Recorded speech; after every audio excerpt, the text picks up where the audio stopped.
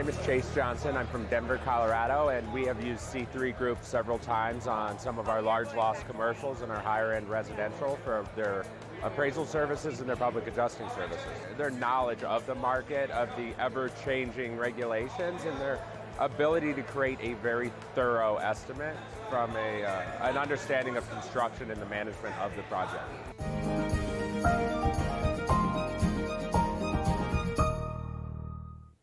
Good Monday morning, everyone. Lead meteorologist John Bouquet here for our daily 12 p.m. hail forecast, sponsored by C3 Group and Merlin Law Group. As always, check both of their pages out in the description below if you're watching us here on Facebook. And a friendly reminder, if you need any help with our website, feel free to give us a call, message us on Facebook, give us an email, however you want to contact us, and we can set up that training for you guys. That way, when a big storm happens, nothing is too confusing within our website or in our app. So somebody asked where in Iowa. Well, here we go, jumping right into that forecast for today, and honestly going into tonight as well. It's mostly going to be tonight. So this area here in Iowa especially, this isn't going to happen almost after midnight tonight. So it's going to be a late night event. Most of like north central Iowa, willing to bet the northwestern sections especially could get bigger than golf ball size hail. I think for Des Moines, I got that 5% chance. I think the problem for Des Moines is it might be the tiniest bit too far south, and also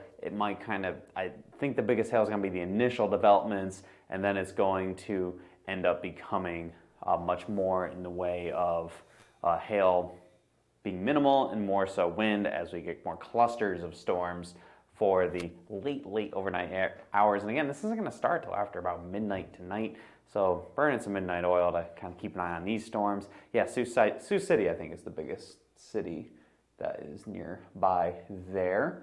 Again, up to golf ball size hail. Wouldn't be surprised if there's hail a little bit bigger than that with those initial developments this evening. Elsewhere across the Dakotas, could see some storms this afternoon, evening after about 5 or 6 o'clock. But that should probably kind of wind down pretty early and then probably turn into more of a wind threat as well. So only a 1% chance for Fargo. Again, I think it's going to be pretty isolated here. A lot of the models aren't really even showing too much in the Dakotas for much of the day. I think it's going to kind of hug the Canadian border, but for the most part, probably see some storms this evening and then moving on into the overnight, where the majority of the activity, again, is going to be late tonight.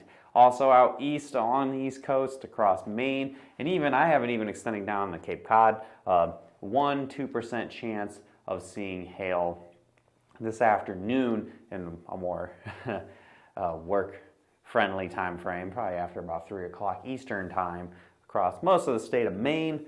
Unfortunately, a lot of Maine is woods and moose, so we're probably going to have 2% chance here in Portland, is right on that coast. Chances are most of the stuff is going to hit pretty rural areas. And an outside chance we could see some marginally severe hail in the Boston area and points east towards Cape Cod. But for the most part, again, probably not a super high risk. The best chance for hail is going to be in Iowa. So looking at that future radar through the afternoon, evening, don't worry, it'll show up at the end of the run here. Storms forming, again, a couple of which in the evening hours, and then this all forms. This is very late this evening, well after dark. Storms are going to form. So if you're, we're at, see right there, it's about midnight, 2 a.m. So if you're at 11 p.m., nothing's happened, don't worry. Storms are going to be late tonight, probably technically more into tomorrow. Again, hail likely to be those initial formation. Could have some big hail, and after that probably get more clustered. So we'll be keeping that close eye on that. Our folks in Iowa, don't worry, have your notifications turned on. The push notifications will still come out when we're mapping storms, even if you're asleep, so you can check that out when it happens. You wake up in the morning, and God forbid something really crazy happens, we'll attempt to do live coverage, but if something forms at 3 in the morning, I might be too asleep to get awoken by the meteorologist on call, but we'll just kind of see how it plays out through this evening. Elsewhere to the east, storms this afternoon, evening here. You can see them across Maine, even into south towards Connecticut and even towards New York. I think the majority of the hail producers are going to be limited up to Maine and maybe extending closer to the Boston area. Somebody asked about needing a good storm in Denver. Yes, You do.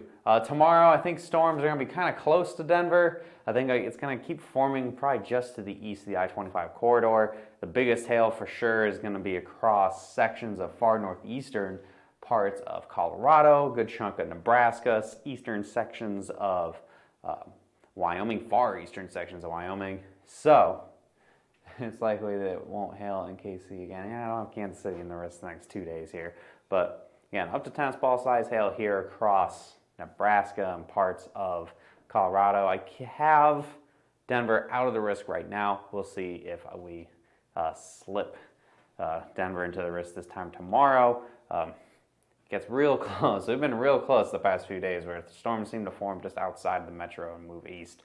And we also have a chance for some hail further east towards Illinois, Indiana, and Ohio. I think in Illinois we're going to have a big wind threat for the majority of the day, moving through sections like towards St. Louis and all the central Illinois cities. I think you're going to have a pretty strong wind threat, but the hail should be more minimal, just to marginally severe little pockets mixed in with that wind. So future radar, if you're paying attention to Denver, you can see storms forming, unfortunately, to the east. We want this stuff to form a little further west, but we'll be watching it carefully. Again, with Colorado, doesn't take much to push it over towards right by the mountains where you're going to get much more population at risk. Storms forming across Nebraska in the evening hours, and again, those will probably have some pretty big hail with them.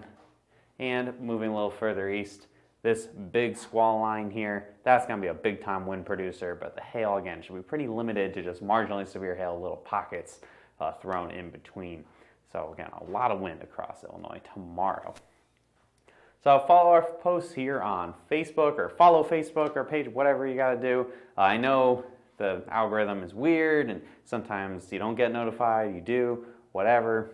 That's why having Hail Trace to get the push notifications is also helpful as well, because Facebook is somewhat unreliable and the algorithm is kind of hard to figure out.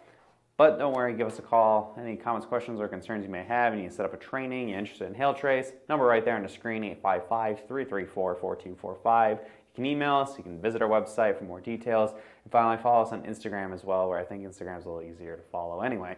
So, hope you guys have a great rest of your Monday. I'll see you again tomorrow at 12 p.m. Hopefully, fingers crossed, we'll be talking about a 3-star or better map in Iowa, and if not, well, what do you know? Well, what are you going to do? It's still August, we're still getting hail, so at least be happy about that. I'll see you guys again tomorrow. Talk to you later.